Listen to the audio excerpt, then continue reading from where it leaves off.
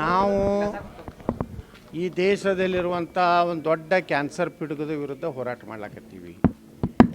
ಇವತ್ತು ನಮ್ಮ ದೇಶದ ಪ್ರಧಾನಮಂತ್ರಿ ಶ್ರೀ ನರೇಂದ್ರ ಮೋದಿಯವರು ವಕಫ್ ಕಾಯ್ದೆಗೆ ಸುಮಾರು 44 ತಿದ್ದುಪಡಿಗಳನ್ನು ತರಬೇಕಂತೇಳಿ ಪಾರ್ಲಿಮೆಂಟ್ನಲ್ಲಿ ಕಳೆದ ಅಧಿವೇಶನದಲ್ಲಿ ಲೋಕಸಭೆಯಲ್ಲಿ ಮಂಡಿಸಿದ್ದಾರೆ. ಅದರ ಒಂದು ಭಯಾನಕ ಸ್ವರೂಪವನ್ನು ವಕಫನ್ನು ಕಿತ್ತು ಹಾಕಬೇಕು ಅನ್ನೋಂಥ, ಯಾಕೆ ಕಿತ್ತು ಹಾಕಬೇಕಂತೇಳಿ ಜನಜಾಗೃತಿಯನ್ನು ನಾವು ನಮ್ಮ ತಂಡದವರು ಬೀದರ್ನಿಂದ ಉಗ್ರ ನರಸಿಂಹನ ಆಶೀರ್ವಾದ ತಗೊಂಡು ಇವತ್ತು ಕಲ್ಯಾಣ ಕರ್ನಾಟಕ ನಮ್ಮ ಕಲ್ಯಾಣ ಕರ್ನಾಟಕದ ಪ್ರವಾಸ ಮುಗಿಸಿದ್ವಿ. ಈಗ ಕಿತ್ತೂರು ಕರ್ನಾಟಕದಲ್ಲಿ ನಾವು ಪ್ರವಾಸ ಮಾಡ್ತಾಯಿದ್ದೀವಿ. ನಾಳೆ ನಾವೆಲ್ಲರೂ ದೆಹಲಿಗೆ ಹೋಗ್ತಾಯಿದ್ದೀವಿ.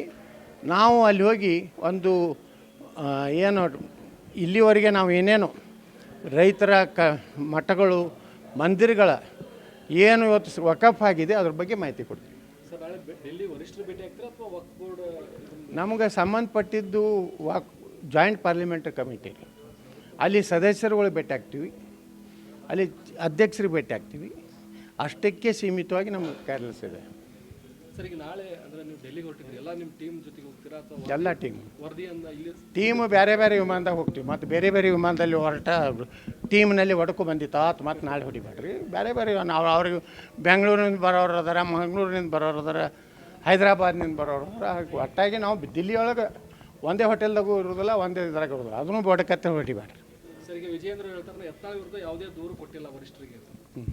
ನಾವು ಯಡಿಯೂರಪ್ಪ ಕುಟುಂಬ ಬಗ್ಗೆ ಯಾವುದೂ ಮಾತಾಡಿಲ್ಲ. ಬಟ್ ಈಗ ರಾಜ್ಯದಲ್ಲಿ ಇಷ್ಟೇ ಗೊಂದಲ ನಡೆದಿದೆ ಸರ್ ಬಿಜೆಪಿಯಲ್ಲಿ. ಏನೂ ಗೊಂದಲ. ನಾವು ವಕಫ್ ಬಗ್ಗೆ ಮಾತಾಡ್ತಪ್ಪ, ವಕಫ್ ಬಗ್ಗೆ ಮಾತಾಡ್ತಪ್ಪ. ರಾಜ್ಯ ಸರ್ಕಾರ ಅಲ್ರಿ, ಇಡೀ ದೇಶದ ಕ್ಯಾನ್ಸರ್ ಐತದು. ರಾಜ್ಯ ಸರ್ಕಾರ ಕ್ಯಾನ್ಸರ್ ಅಲ್ಲ. ರಾಜ್ಯ ಸರ್ಕಾರ ಇವತ್ತು ಜಮೀರ್ ಅಹಮದ್ ಖಾನು ಹಚ್ಚಿದೆ ಬೆಂಕಿ. ಲಕ್ಷಾಂತರ ಎಕರೆ, 1,11,000 ಎಕರೆ ಅಂದಿದ್ದ ಭೂಪ ಈಗ 6,20,000 ಅವ್ರು ಕ್ಲೇಮ್ ಮಾಡ್ತಾಯಿದ್ದಾರೆ ವಕಫ್ನವ್ರು. ನಮ್ಮ ದೇಶದಲ್ಲಿ 38 ಲಕ್ಷ. ನಮ್ಮ ದೇಶದ ಒಂದು ಸೀರಿಯಸ್ನೆಸ್ ತಿಳ್ಕೊರಿ. ಯಾರನ್ನೋ ಅವ್ರ ಬಗ್ಗೆ ಮಾತಾಡೋ, ಇವ್ರ ಬಗ್ಗೆ ಅವ್ರ ಬಗ್ಗೆ ಯಾಕೆ ಮಾತಾಡ್ಕೋಗಿ? ನಮ್ಮ ಕೆಲಸ ಇಲ್ಲ. ನೀವು ನಿಮ್ಮ ಇದರಲ್ಲಿ ಎಷ್ಟೋ ಚಾನಲ್ಗಳು ಒಳ್ಳೆ ಇದನ್ನು ಕೊಡ್ಲಕತ್ತಾರ ನಮಗೆ. ಅವ್ರನ್ನ ಅಭಿನಂದಿಸ್ತೀನಿ. ಯಾರು ನಮ್ಮನ್ನು ಮುಗಿಸ್ಬೇಕಂತ ಕೆಲವೊಂದು ಚಾನಲ್ದವರು ಬುಕ್ ಆಗ್ಯಾರ, ಅವ್ರು ಖಂಡಿಸ್ತೀನಿ. ನೀವು ಅವ್ರ ಆಪ್ತವಲೇ ಯಾಕೆ ನನ್ನ ಗಂಟು ಬಿದ್ದೀರಿ? ನೀವು ಏನು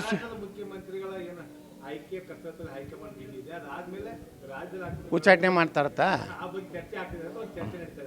ಮಹಾರಾಷ್ಟ್ರ ಚುನಾವಣೆ ಮುಂದೆ ಮತ್ತೊಂದು ರಾಜ್ಯದ ಚುನಾವಣೆ ಬರ್ತದೆ, ಏನೂ ಆಗೋದಿಲ್ಲ. ನೀವು ಯಾಕೆ ನನಗೆ ಮಾಧ್ಯಮದವ್ರು ಯಾಕೆ ಗಾಬರಿಗಿರತ್ತೆ ನಾನು ಉಚ್ಚಾಟನೆ ಬಗ್ಗೆ?